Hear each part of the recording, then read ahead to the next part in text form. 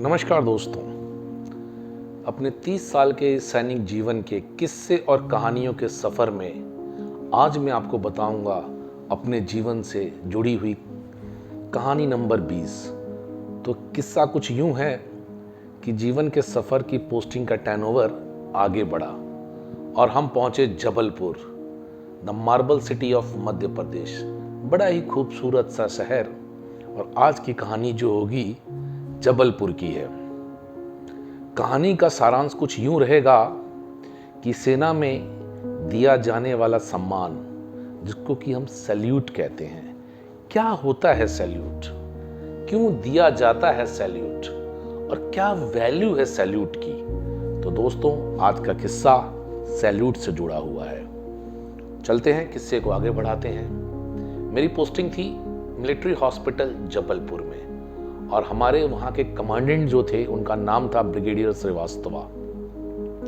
बड़ी अजीबो गरीब सी दिनचर्या चलती थी उनकी दिनचर्या सुबह शुरू होती थी और जैसे ही उनकी गाड़ी, स्टार गाड़ी, एम्बेसडर गाड़ी हुआ करती थी, जिस गाड़ी के ऊपर एक स्टार लगा हुआ करता था VIP, और वो गाड़ी जैसे ही हॉस्पिटल में घुसेगी और सबसे पहले जो सुबह की शुरुआत होती थी उस हमारे कमांडेंट साहब की, वो सबसे पहले जाके पहुंचते थे हॉस्पिटल के मॉर्चरी में।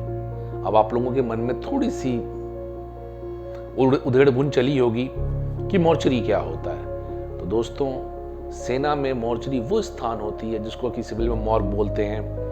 कोई भी अगर ड्यूरिंग ट्रीटमेंट अगर सेना में डेथ कर जाता है तो उसको रखने का वो स्थान जिसे हम मॉर्चरी कहते हैं।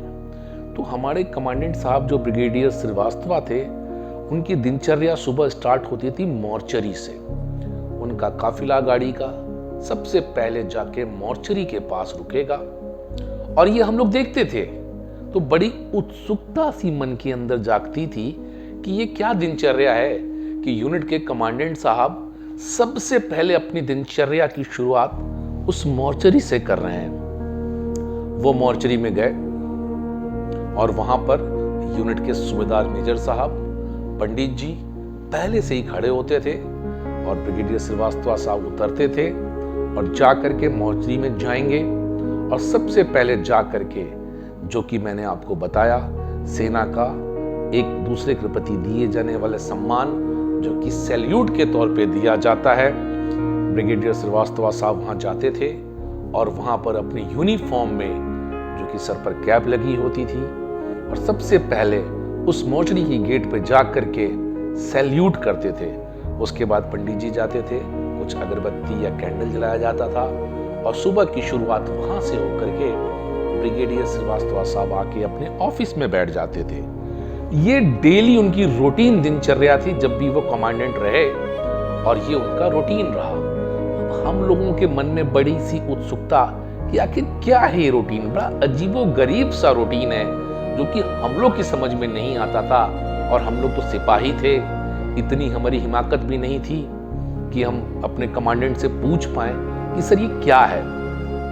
खैर दोस्तों, समय गुजरा और करीब कुछ महीनों बाद सेना में एक सैनिक सम्मेलन होता है जिसको दरबार कहते हैं।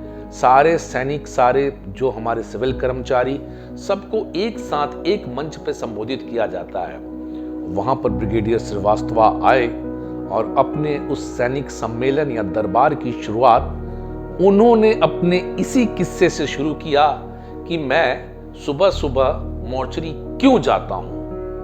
और हमारी उत्सुकता बड़ी ही चरम सीमा पे पहुंची कि शायद आज हमें ये जानकारी मिले कि ब्रिगेडियर श्रीवास्तवा अपने सुबह की शुरुआत मॉर्चरी से क्यों करते हैं।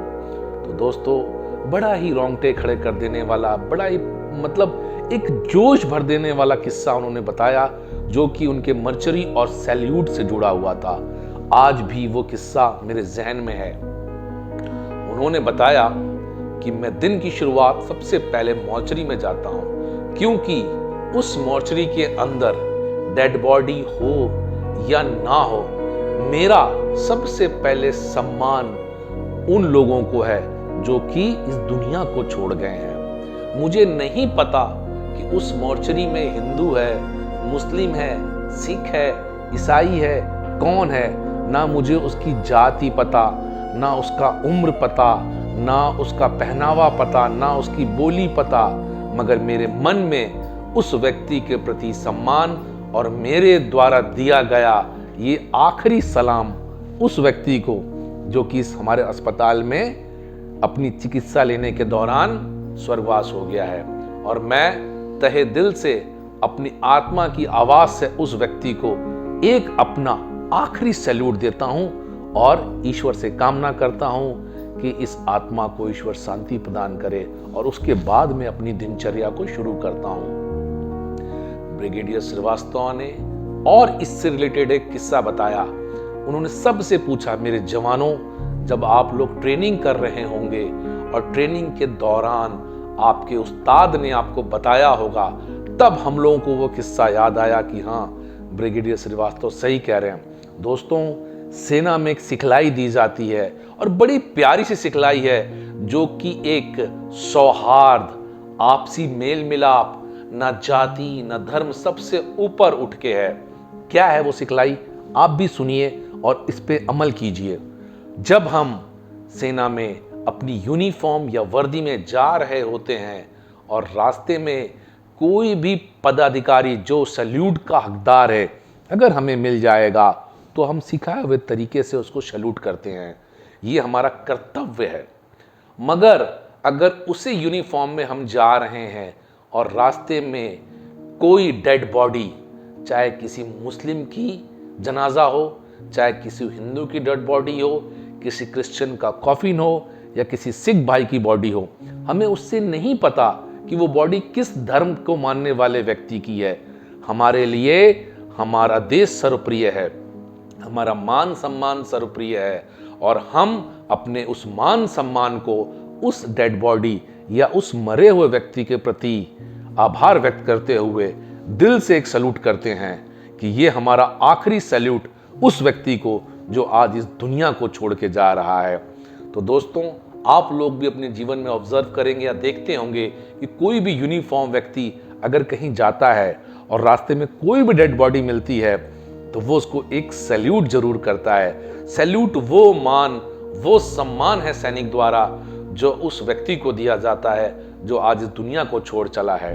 और आमतौर पे अगर आप कैंटोनमेंट वगैरह में गए होंगे तो आपने देखा होगा कि क्वार्टर गार्ड एक संगठित एक क्षेत्र है जहाँ पे कुछ लोग खड़े होते हैं और उन लोग को भी सिखाया जाता है कि क्वार्टर गार्ड पे अगर आप खड़े हैं और आपके सामने से कोई बॉडी या डेड बॉडी या कोई जनाजा या कॉफिन जाए तो सिखाए हुए तरीके से जो सेना में सैल्यूट या सलामी शस्त्र का सबसे बड़ा सम्मान है वो उस व्यक्ति को मिलना चाहिए।